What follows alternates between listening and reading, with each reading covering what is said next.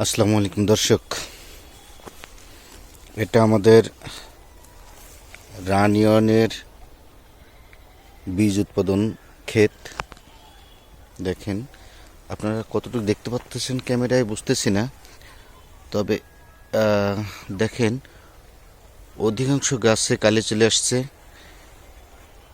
সর্বোচ্চ 10 থেকে 15% গাছ বাকি আছে কালি আসতে। সব গাছে কালি চলে আসছে এবং কালি গাছ থেকে বড় হয়ে গেছে। এখন হচ্ছে কালি শুধু ফোটার অপেক্ষায় আছে, কদম বা ফুল ফোটার অপেক্ষায় আছে।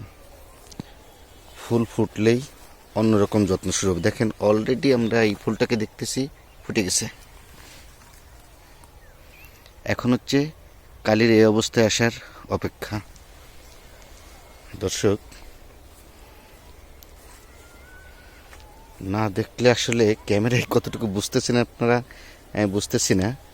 দেখেন এই ক্ষেতের আপনারা দেখতেছেন কিনা জানি না, কিছু অংশ একটু হলদেটে ভাব হয়ে আসছে, গাছের মাথা পুড়ে গেছে অনেকটা, কিন্তু আসলে এগুলো পুরান পাতা যেগুলো সেগুলো এরকম হবে।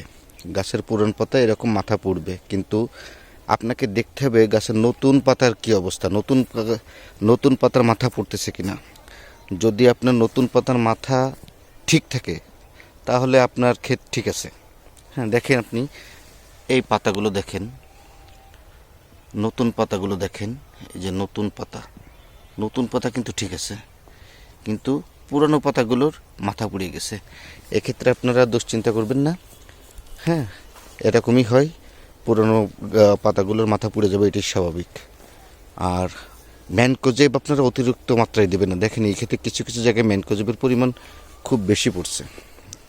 এইখানে দেখেন কালো হয়ে গেছে, আবার এদিক দিয়ে একটু হলদেটে আছে, ওইখানে ম্যানকোজেবটা অত পড়ে নেই।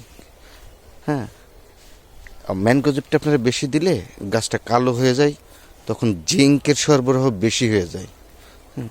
তাতে গাছের আপনারা ক্ষেতের এক এক জায়গায় এক এক রকম রেজাল্ট পাবেন। ধন্যবাদ, সাথে থাকবেন।